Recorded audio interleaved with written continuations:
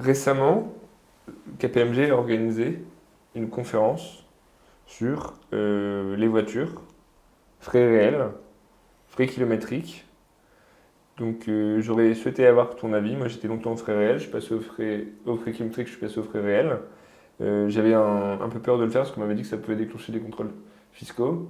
Donc j'aurais souhaité avoir ton avis et un peu résumer les différences entre frais réels, frais kilométriques. Est-ce que ça a un impact pour la personne? D'accord. Alors là, on est bien d'accord qu'on se place dans le cadre du BNC. Après, Euh, je peux parler on peut après pour faire le on CELA. peut faire les deux, tu peux Bon, commencer par le BNC. alors, on va être très simple, on va être synthétique. Sur le BNC, il y a ces deux grands régimes optionnels qui sont proposés, je dirais, aux contribuables et qui sont interchangeables d'une année sur l'autre. Le grand principe, c'est de dire j'opte aux indemnités kilométriques, c'est-à-dire que je vais pouvoir déduire une charge qui correspond au nombre de kilomètres professionnels accomplis sur l'année. Et ce nombre de kilomètres, il est transformé en indemnité en fonction d'une part de la puissance fiscale du véhicule et d'autre part du nombre de kilomètres effectués. D'accord? Et là, ça veut dire que toutes les dépenses automobiles de route afférentes et réelles afférentes à ces utilisations Professionnel? professionnelles sont considérées en gros comme privées, puisque je compense par une déduction forfaitaire. L'autre grande option, c'est de dire non, non, moi je ne revendique pas les indemnités kilométriques, je revendique les frais réels. Ça veut dire qu'à ce moment-là, je vais pouvoir déduire toutes les dépenses réelles décaissées, les leasings, les remboursements éventuellement d'emprunts, l'assurance, le carburant, les frais d'entretien, etc., etc. Et ensuite, je dois faire vérifier deux choses. La première, c'est appliquer le barème fiscal qui dit que un véhicule ne peut pas avoir une valeur de plus de 18 300 euros. D'accord?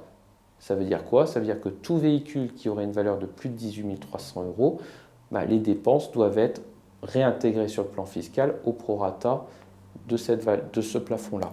Et deuxième contrainte, c'est de constater une utilisation à titre personnel parce que on sait très bien que sur les frais réels, la personne n'utilise pas 100% son véhicule à titre professionnel. Et là, l'administration va demander une réintégration comme un avantage en nature de 5, de 10, de 15, voire de 20% au titre de l'ensemble de ces frais. Alors, en conclusion, ce qu'il faut retenir, c'est que le choix, il est vraiment fonction de chaque personne. Et souvent, très souvent, c'est que si on a affaire à un professionnel, je vais dire, qui est sédentaire, il est plus judicieux d'opter aux frais réels. À l'inverse, quelqu'un qui roule beaucoup sera plus gagnant sur les indemnités kilométriques. Ça, c'est pour la partie impôt BNC. Maintenant, si je suis... Attends, Rémi, par rapport à la partie des BNC, donc si on achète par exemple une voiture de plus de 20 000 euros, Oui, il va avoir un prorata des charges par rapport à la c'est ça, valorisation et on ne pourra pas déduire l'entièreté du véhicule. exactement. Comment ça se passe pour les véhicules par rapport à leur montant? Si on achète un véhicule, je vais dire, je prends le cas 36 600 euros, c'est-à-dire deux fois le prix, on devra réintégrer 50% dans le résultat fiscal de tous les frais qui ont pu être déduits et payés par le BNC.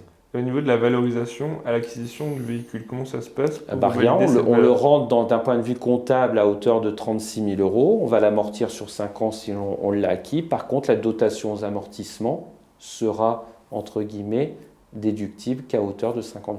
Et au niveau du prix d'achat, sa valorisation, 36 000 euros. imaginons qu'on achète une voiture, je sais pas, à 15 000 euros. Si je l'achète à 15 000 euros, elle est en dessous des 18 300, j'amortis 100% fiscalement, je peux tout déduire. Donc peu importe sa valorisation. Oui, c'est le barème fiscal, c'est 18 300 et ensuite vous avez un deuxième barème fiscal qui est à 9 900 euros pour les véhicules extrêmement polluants. Ok. Et donc par rapport aux véhicules polluants, comment ça se passe? Alors, le véhicule polluant, c'est très simple, hein. C'est fonction des pourcentages d'émissions de CO2. Donc, c'est quand vous allez chez le concessionnaire et que vous achetez le véhicule, avant d'acheter le véhicule, qu'il faut prendre en compte les critères d'homologation du véhicule qui détermineront son plafond fiscal. Donc ça, il y avait un rapport avec l'émission de gaz à effet de serre, C'est de ça, CO2. exactement. Donc comment ça se passe par rapport à... Quels sont les barèmes à peu près pour Ah bah c'est ça, c'est 9 900 euros. Alors, je crois que c'est 160 à vérifier, hein, mais ça, je suis pas très sûr. C'est 160 grammes d'émissions, ce qui est indiqué sur les cartes grises des véhicules, qui fait qu'on bascule dans le régime des 9 900. Si c'est en dessous, c'est 18 300. Ok. Donc concernant le régime des sociétés, Alors, sur le régime des sociétés, là, attention, je peux conserver le régime des indemnités kilométriques, il n'y a pas de souci. Par contre, si j'opte au régime des frais réels, je vais avoir des contraintes supplémentaires, notamment la taxe sur les véhicules de société, d'accord, que je sois à l'IR ou à l'IS. Particularité à l'IR, elle est déductible, à l'IS, elle est non déductible, d'accord. Et donc, j'aurai le même mécanisme, c'est-à-dire plafond fiscal, code-part d'utilisation personnelle. et c'est de quel montant cette taxation? Ah bah ça dépend du véhicule. Sur un véhicule par exemple à 10 000, à 20 000, à Ça, 30 000. j'ai pas de. La taxe véhicule de tourisme, c'est fonction de plusieurs critères, performance énergétique, puissance fiscale, type de véhicule. Mais ça, souvent, c'est assez contraignant. Ok. Et dans le cas par exemple d'une personne qui fait une cession ou un apport à une société et qui posséderait ce type de véhicule, donc comment ça se passe? Bah, encore une fois, comme je l'ai expliqué tout à l'heure en préambule, c'est-à-dire que le choix, on peut le modifier entre guillemets chaque année à l'impôt sur le revenu. Par contre, en impôt société, dès lors que je rentre un véhicule dans la société, ça sous-entend que la carte grise est au nom de la CELA, par exemple. Hein, donc c'est plus moi, personne physique, qui en suis propriétaire. Et donc, pour en ressortir, bah, j'aurai des valeurs de retrait, c'est-à-dire que ça réintègre le patrimoine privé, ou alors je revends le véhicule avec des éventuelles constatations de plus-value ou de moins-value. Ok.